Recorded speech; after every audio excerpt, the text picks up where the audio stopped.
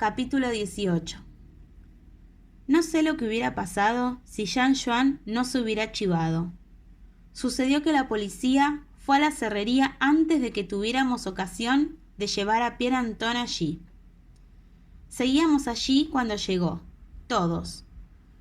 Lo que luego dijeron por escrito nuestros padres fue que además de 20 impasibles alumnos de séptimo, encontraron un maloliente montón con un contenido singular y macabro. Entre otras cosas, había un perro decapitado, un ataúd de niño posiblemente con contenido, en consideración a que constituía una prueba, no quisieron abrirlo, un dedo sangrante, una figura de Jesús víctima del vandalismo, una Dannebrog, una serpiente sumergida en formol, una alfombra de rezos, un par de muletas, un telescopio, una bicicleta amarillo neón, etc. Fue el etcétera lo que nos ofendió, como si se pudiera reducir el significado a un etcétera, y más cosas, y otras cosas que no hace falta nombrar, al menos por ahora. No tuvimos posibilidad de protestar, porque el escándalo que se formó fue de abrigo.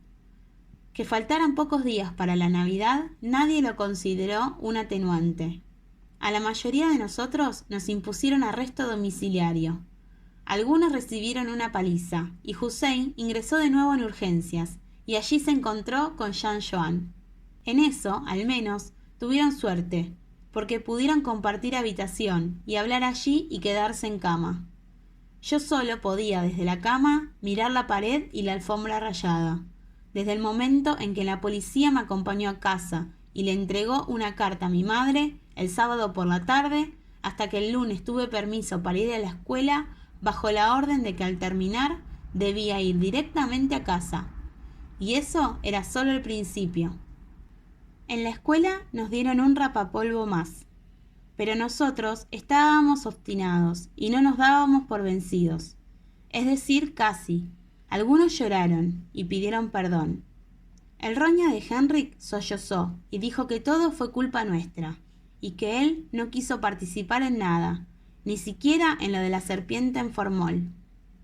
«Perdón, perdón», gritaba el piadoso Kai al rato. Era para ponerse mala oyéndolo, y Ole, al final, se vio obligado a pellizcarle fuerte en el muslo. «Lo siento, no lo haré nunca más», chilló Frederick, y aun estando sentado, estiró tanto la espalda que pareció que estaba de pie. En todo caso, hasta que Maiken atinó a clavarle la punta de un compás en el costado. Sophie trasladaba su mirada de desprecio de un renegado a otro, y se comportaba con absoluta calma. Cuando el profesor Skilsen, tras reprendernos sin interrupción durante 38 minutos, golpeó su mesa, diciendo que qué provecho habíamos sacado de todo esto, fue ella la que respondió. «Significado», asintió como para sí misma. «Vosotros no nos habéis enseñado nada, así que lo hemos aprendido solos». Sophie fue enviada de inmediato al despacho del subdirector. Las malas lenguas contaban que en el despacho del subdirector ella solo repitió la misma palabra, a pesar de que éste le impuso un castigo y la amonestó tan fuerte que pudo irse desde el patio de la escuela. Cuando Sophie volvió a entrar en la clase, tenía una luz extraña en los ojos. La contemplé largo rato. Aparte de un ligero sonrojo en las mejillas, en la región cercana a la raíz del pelo, su rostro reflejaba palidez e impasibilidad, quizá con una pizca de frialdad, pero también con el rescoldo de una viva llama. Sin saber a ciencia cierta el qué, presentía que esa llama interna estaba vinculada al significado. Decidí no olvidarlo, pasara lo que pasara.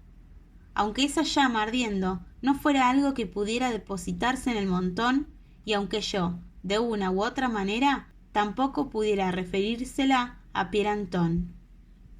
En el recreo, pateamos por todo el patio mientras discutíamos qué haríamos.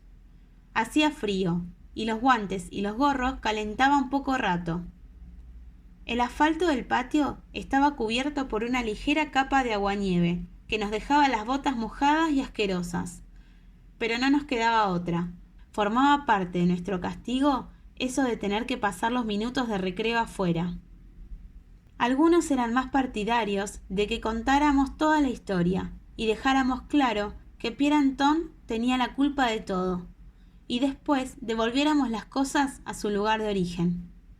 Así quizá me den el permiso para izar la bandera de nuevo, dijo Frederick esperanzado.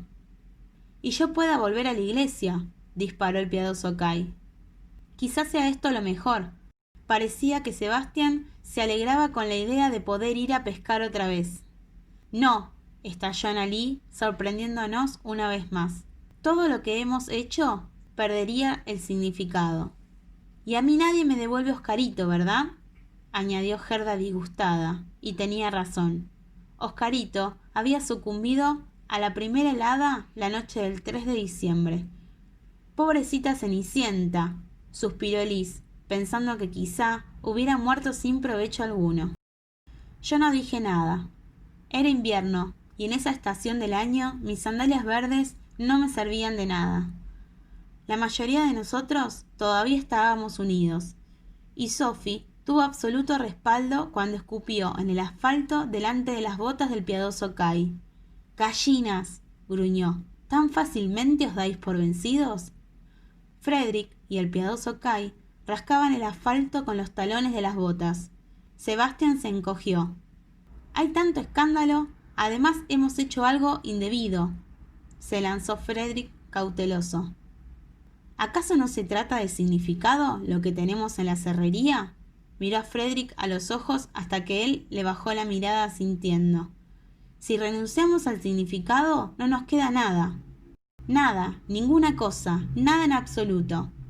¿Estamos de acuerdo?». Paseó la mirada por nosotros con la llama en su rostro ardiendo más que nunca. ¿No es el significado más importante que todo lo demás?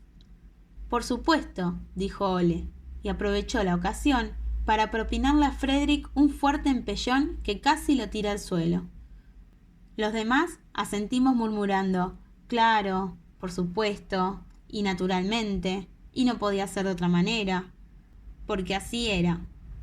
«Queda un problema por resolver», continuó Sophie. «¿Cómo conseguir mostrarle el montón de significado a Pierre Anton?». No tuvo necesidad de explicar lo que estaba pensando. La policía había bloqueado la serrería y el montón de significado como pruebas del caso, y todos estábamos sujetos a arresto domiciliario. Tocó el timbre. La única posibilidad de seguir discutiendo el tema eran en las próximas pausas de un cuarto de hora. Sophie halló la solución a la primera parte del problema. «Con un poco de suerte podremos burlar el cerco policial», dijo. «La serrería tiene una ventana en el techo del desván, justo en el lateral opuesto a la calle y a la entrada. La policía no monta guardia en ese lado. Si conseguimos una escalera, podremos encaramarnos y entrar por ahí». Con el arresto domiciliario era peor. A pocos les apetecía provocar a sus enojados padres precisamente ahora. «Quizá podríamos pedirle a Pierre Anton que acuda solo a la serrería y lo vea todo», propuso Richard. «Nunca lo conseguiríamos», dijo Maiken. «Creería que intentamos burlarnos de él». Yo tuve una idea. ¿Y si Taerin Martes publicara una historia sobre nosotros y el montón? Seguro que él sentiría curiosidad y se acercaría a verlo. «¿Pero cómo conseguimos que el periódico hable de nosotros?», dijo Ole. «La policía mantenía en secreto lo de la serrería precisamente por nuestros nombres y edad. Llamamos al periódico fingiendo ser ciudadanos escandalizados que han sabido de esa profanada figura de Jesús, etc. Yo misma me reí de la ocurrencia». «No digas eso, etcétera», gritó Gerda, pensando seguramente en Oscarito, allí tieso en su jaula en lo alto del montón. «No seré yo quien llame». «Pues ¿quién entonces?». Nos miramos unos a otros. No entendía por qué todos acabaron mirándome a mí. Eso me ocurría por no mantener la boca cerrada. Boca cerrada, callada, no decir. Podría haberme tragado la lengua. Esa tarde no estuve a solas en casa ni un solo instante. Sin embargo, al tercer día, se me presentó la ocasión. Mi hermano fue a jugar al fútbol y mi madre tenía que salir a comprar. Tan pronto como mi madre se alejó en su bicicleta, cogí el teléfono de la cocina y marqué el número. Taerin Martes, dijo una chillona voz de mujer. Quiero hablar con el redactor jefe, dije, más porque no sabía por quién preguntar que por otra cosa. Hablaba con un jersey encima del auricular, pero no valió. ¿A quién tengo que anunciar?, preguntó la voz femenina demasiado curiosa. Eda Wid Hansen. Fue el único nombre que se me vino a la mente, aunque enseguida me arrepentí, porque la idea era que la llamada fuera anónima. Pero se trataba del nombre de la esposa del pastor, y no del mío, así que no tenía de qué preocuparme, y al menos me pondrían como mínimo con el redactor jefe. «¿Soborg?», dijo él, con profunda voz rugiente. La voz me tranquilizó. Sonaba rara y amistosa, como la de mi abuelo, así que fui a por todas. «Le habla Eda Wid Hansen. Sí, querría que tratara usted el tema confidencialmente, pero creo que hay algo de lo que su periódico tendría que encargarse». Tomé una profunda bocanada de aire, como si estuviera conmocionada. «Sí, usted habrá oído algo referente a los terribles sucesos ocurridos en la iglesia y entornos estos últimos días. Primero el cementerio fue arrasado y 2 lápidas robadas. Después nuestro Jesús crucificado fue robado de la iglesia, incluso siendo domingo». Aspiré otra vez, produciendo un sonido sibilante.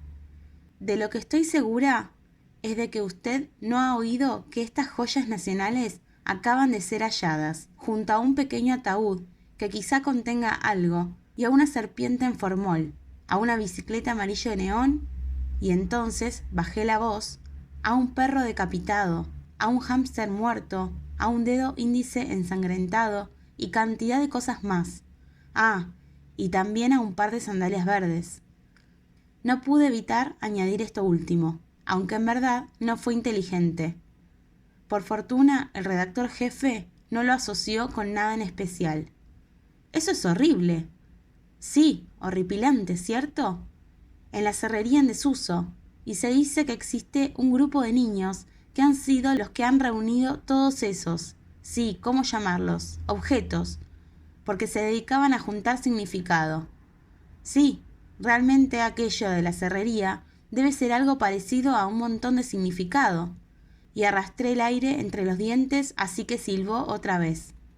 El redactor jefe repitió que eso era en verdad una historia horrible, pero después dijo que en esos días con la Navidad a la vuelta de la esquina no podía prescindir de personal. Aunque nada más colgar, se aseguró de que la serrería en desuso de la que hablaba Eda Wid Hansen estaba en Taerin Marcave, totalmente en un extremo de la ciudad. Creo que el redactor jefe pensó que toda esa historia era un embuste, pero tenía la esperanza de haberle provocado la suficiente curiosidad para que pusiera a un periodista a investigar. Para más seguridad, llamé a Sophie. Quizá valiera la pena estar al tanto de si se acercaba alguien a la serrería. Se celebró la fiesta de Navidad en la escuela, en la que se nos prohibió participar, y llegó la noche anterior a la Nochebuena. Ahí empezaron nuestros padres a ablandarse. Y llegó Nochebuena. Con alivio constatamos que no nos habían hecho menos regalos que a nuestros formalitos hermanos y hermanas, o que en años anteriores. Pero la auténtica Navidad no llegó hasta el día anterior a la Nochevieja, cuando pudo leerse en Taerin Martes que los demonios habían hallado el camino de Taerin. Esos demonios éramos nosotros. La página 3 contenía una detallada descripción del montón de significado. Debido a la prohibición de revelar la identidad de los autores, no se daban nuestros nombres. Solo ponía que se sospechaba de uno de los cursos superiores de la escuela Taerin. Nos sentimos no poco halagados, y eso a pesar de que Pierre Anton todavía no se había apersonado por las cercanías de la serrería. Tan pronto como empezó la escuela el 4 de enero, nos paseamos por el patio con la espalda bien erguida y dándonos aires de importancia para que a los de la otra clase de séptimo y a los cursos por debajo del nuestro no les cupiera la menor duda de que estábamos en posesión de algo que ellos no sabían. También los hubo, y muchos, que intentaron tirarnos de la lengua, pero lo único que les decíamos era que habíamos hallado el significado. Fue Sophie la que nos instruía. Debíamos responder con la palabra significado y nada más, y eso hicimos. Hemos hallado el significado. Era también lo que respondíamos a los profesores y a nuestros padres y a la policía y a todos los que nos preguntaban por qué una y otra vez. Y fue también lo que respondimos a los grandes periódicos cuando aparecieron. Capítulo 19. Los periódicos de la costa oeste aparecieron primero, luego los de la mañana, más tarde los de la capital y los diferentes periódicos locales. Al final llegaron las revistas semanales y el canal de la televisión regional, y quedaron divididos en dos. El primer grupo estaba de acuerdo con el Tairín Martes. Éramos unos agitadores ingobernables y debían encerrarnos en un correccional. El segundo grupo empezó a murmurar, para sorpresa nuestra, sobre arte y sentido de la vida, mientras que el último se inclinaba más bien hacia el mismo lado que los primeros. El debate a favor y en contra no tardó en coger un ritmo atropellado. A favor, en contra, a favor, pero en contra. No entendíamos la intensidad de la furia y las palabras tanto de los a favor como de los en contra. Y gente de todo el país, pero mayormente de la capital, aunque nunca antes hubieran mostrado interés alguno por Tairín y sus alrededores, iniciaron una peregrinación hasta aquí. Un hecho consumado fue que la furia y las palabras a favor y en contra hacían crecer la importancia del montón de significado. Pero lo que era más importante aún, con toda esa prensa y las visitas de los críticos de arte, de una pila de gente refinada y de unas cuantas personas corrientes, la policía se vio obligada a abrir la cerrería y permitir las visitas de las 12 a las 16 horas cada día. Ahora le resultaba fácil a Pierre Anton acudir a ver el montón de significado. Con lo que no habíamos contado era con que Pierre Anton no quería. Nada importa, y no vale la pena preocuparse por nada, ni tampoco por vuestro montón de cachivaches. Eso fue todo lo que dijo. Hiciéramos lo que hiciéramos, no lo sacábamos de sus 13. Cada vez que intentábamos seducirlo o amenazarlo para que se acercara, la respuesta era una y siempre la misma: no. Nos decepcionó muchísimo. Sí, tanto que casi nos arrebata el coraje, porque su actitud los desposeía todo de significado. Oscarito y la inocencia y Cenicienta y el dedo de Jean Joan y el pequeño Emil y la Dannebrog y el pelo azul de Enrique Úrsula y todo lo demás de allí en el montón de significado. Y no servía de nada que más y más personas pensaran que el montón significaba algo, ni que ya no se nos mirara con malos ojos, ni nuestros padres, ni los profesores, ni la policía. Lo intentamos una y otra vez. Algunas veces en grupo, y otras veces toda la clase, exceptuando el piadoso Kai, que se había condenado a sí mismo a ayudar en misa y a mantener arresto domiciliario 4 días más que nosotros. No había nada que hacer. Ni siquiera sirvió de nada que la prensa sueca, luego la noruega y la de los demás países nórdicos, junto a la mayoría de la prensa europea y más tarde de la norteamericana, y finalmente de la prensa de todo el mundo, vinieran a Tairín y nos convirtieran en algo. Y algo era igual a alguien, a pesar de lo que Pierre Anton dijera. Había sido emocionante que el Tairín Martes escribiera sobre nosotros. Fantástico que la prensa nacional llegara y entre ellos empezaran a pelearse y discutir sobre el montón de significado. Pero fue del todo increíble y de significado extremo cuando apareció prensa de todo el mundo. Normalmente enero en Tairín no era un mes de festejos. Ese año enero no acababa. Enero, y en febrero continuó siendo enero, incluida la cuaresma. Hasta el 1 de marzo fue enero. Nos fotografiaron por delante, por detrás y de lado, tanto desde un ángulo inferior oblicuo como desde uno superior. Los fotógrafos nos perseguían para obtener la mejor sonrisa, la más inteligente de las arrugas, el gesto más magnífico. Los periodistas llamaban de día y de noche a nuestra puerta, y los canales de televisión de todos los países habidos y por haber situaban sus cámaras afuera de la escuela y nos filmaban cuando entrábamos o salíamos.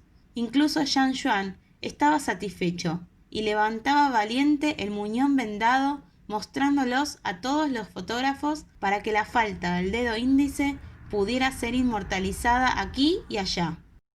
Pero más que nada, periodistas y fotógrafos acudían masivamente a la serrería en desuso para alar la propia perspectiva del fenómeno. El montón de significado empezaba a ser de dominio público. Todo el mundo estaba impresionado. Todos, a excepción de Pierre Anton. Capítulo 20. Todo esto ya ha sucedido antes, gritó Pierre Anton con una nube de vaho helado que rodeaba el oscuro agujero del pasamontañas. Ahora esto es noticia, y todo el mundo tiene la mirada volcada en Tahering. El mes que viene, Tahering será olvidado, y el mundo entero estará en otro lugar, dijo y escupió desdeñoso a la acera, pero no nos dio. Ni con sus esputos ni con sus palabras. Cállate la boca, chilló Jean Juan. Solo nos tienes envidia. Solo nos tienes envidia, solo nos tienes envidia, cantamos como un jubiloso eco. Éramos famosos y no existía nada que pudiera derrocarnos. No existía nada que pudiera derrocarnos porque éramos famosos. Era el día después de que apareciera el primer periódico inglés, y a pesar de que no quería, Pierre Anton participó del significado y de la fama. Por fortuna, no nos importaba ni eso, ni tampoco que no quisiera venir a la serrería a ver el montón de significado. Completamente, del todo, por completo. Y los que estaban en contra del montón de significado nos traían sin cuidado, tanto si eran de Tahering, de la prensa como de otros lugares del país y del mundo.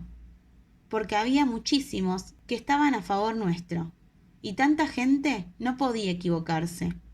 Muchos, más, la verdad.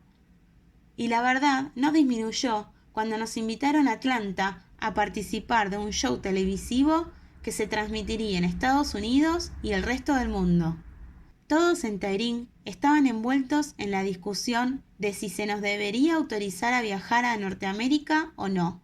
A los habitantes de Tahering que estaban en contra del significado, del montón y nuestro, no les hacía falta valorarlo. Ni hablar de que se nos diera permiso para ponernos en evidencia, a nosotros, a Tahering y a ellos, ante la mirada del mundo entero.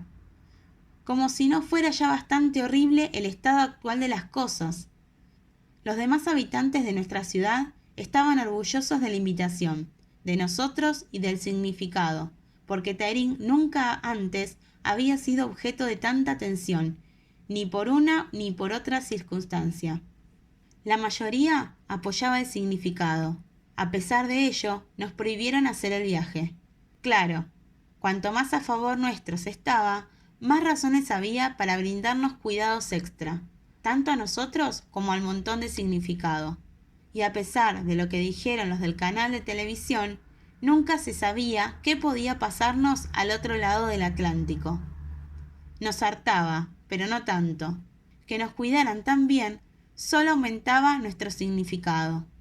Eso nos parecía a nosotros, hasta que volvimos a pasar por delante de Tahering 25.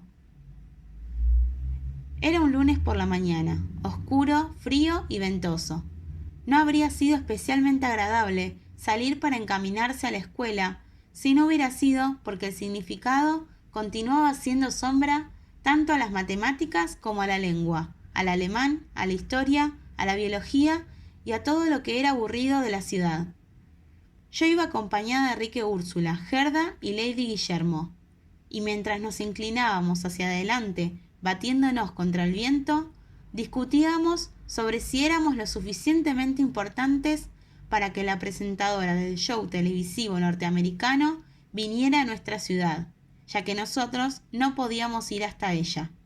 Lady Guillermo estaba segura de estar en lo cierto. Bien Sur, dijo y asintió otra vez. Bien Sur, vendrá. Yo misma pensaba que no podía ser de otro modo, pero antes de llegar al tema de cuál sería el lugar más adecuado para filmar el show y qué nos pondríamos, fuimos interrumpidos por Pierre Anton. ¡Ja! Gritó sin problema alguno para ensordecer el viento desde su rama, como si la prohibición de que hagáis el viaje tuviera algo que ver con vuestra seguridad, se carcajeó. ¿Cuánto dinero creéis que Tairín ganaría si os llevarais de aquí a periodistas y fotógrafos, en lugar de que siga llegando más y más gente, y se aloja en fondas y demás lugares con 1 metro cuadrado por alquilar? Comer también comen, y consumen cerveza, chocolate y cigarrillos. Se hacen arreglar los zapatos y todo lo impensable. ¡Ja, ja! ¿Hasta qué punto os podéis permitir ser tan tontos? Pierre Anton agitó su pasamontañas al viento y éste formó parte de su risa. El que ríe último ríe mejor, gritó Rique Úrsula. Espera y verás. Si el significado no puede ir al show televisivo, el show televisivo irá al significado. Sí, totalmente cierto, se rió Pierre Anton. El que ríe último ríe mejor, y soltó una carcajada fuerte que sonó a convincente argumento y convencimiento. ¡Ja, ja, ja! ¡Jo, jo, jo! Yo llevo razón. Tanto si Pierre Anton sabía lo que se decía como si lo adivinaba, acertó. Lo de actuar para Estados Unidos y el resto del mundo quedó en agua de borrajas, porque aunque fuéramos importantes y significativos, la presentadora de televisión lo era más, y no tenía tiempo para venir a Tairín a hablar con nosotros. Eso ya era bastante malo en sí mismo. Mucho peor fue, sin embargo, que eso sembrara en mí una sombra de duda acerca de si Pierre Anton había dado con algo importante, que el significado es relativo y por tanto vacío de significado. Pero no dije nada. Tenía miedo de Sophie, pero no solo eso. Era agradable estar rodeado de fama y de fe en el significado, y no quería alejarme de aquello, porque afuera no existía más que el exterior y la nada. Por eso continuaba pavoneándome y dándome aires de importancia, como si realmente hubiera hallado el significado y no dudara de lo que era. Era fácil fingir.